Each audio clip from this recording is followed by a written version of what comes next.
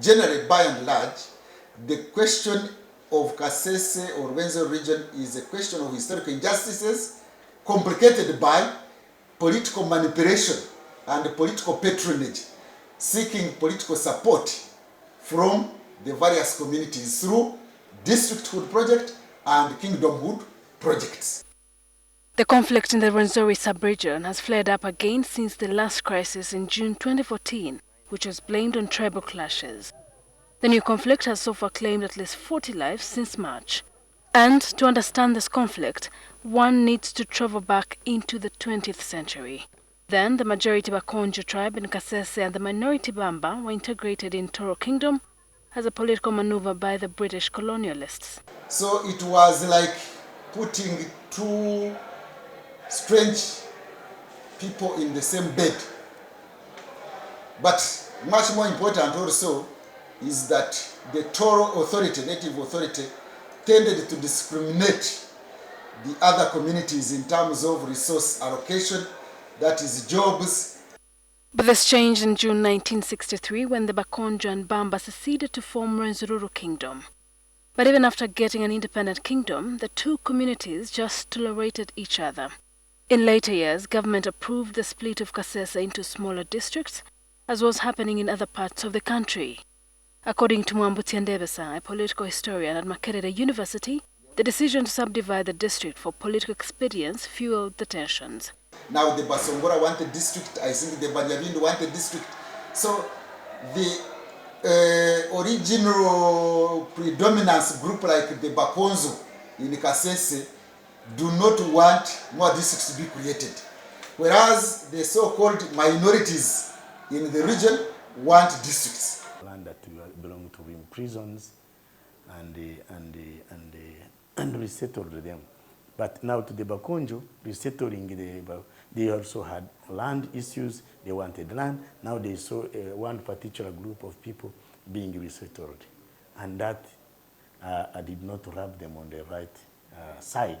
But President Museveni disagrees, saying districts bring services closer to the people. Kasese was renowned for copper production, but the industry went into abeyance about 30 years ago, although there are now efforts to revamp it. Copper was the major source of livelihood for many Kasese residents, and since it's no more, many people here are languishing in poverty. A peace and conflict expert, Dr. Yoweri argues that tension in the Rwenzoris will recur if many people don't have a predictable source of income. So, adjusting people. So with that poverty, it has been a problem for people of Kasese. And you know, when people are poor, then of course conflict finds its place in poor people, because poverty sets people against each other. Kasese is predominantly occupied by the Bakonjo, while the Bamba holds sway in Bundibugyo. But the boundaries of the Rwenzori Kingdom and the Obudingia Bwabwamba Cultural Institution, carved out of the Rwenzori Kingdom, overlap Kasese and Bundibugyo districts. They are Bakonjo who pay allegiance to the Rwenzori king of Kasese, of Bakonjo.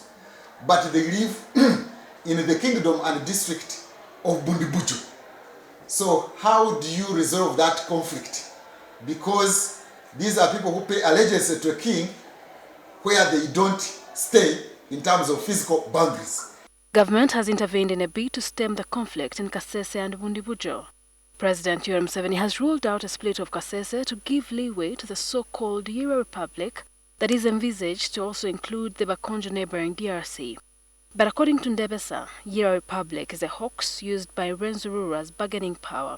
President Museveni, who has made 2 visits to Kasese and Bundibugyo to pacify the region, promised to deploy more troops and met local, cultural and political leaders. The latest meeting with political leaders, mainly from the opposition, lasted 3 hours on Sunday. Newly elected Kasese Municipality Member of Parliament, Robert Centenary Wambale of the FDC, who attended the meeting, says the president urged leaders to emphasize development rather than identity among the people. The violence has been interpreted as a clash of the egos among different ethnic groups, inferiority complex coupled by marginalization of minority communities.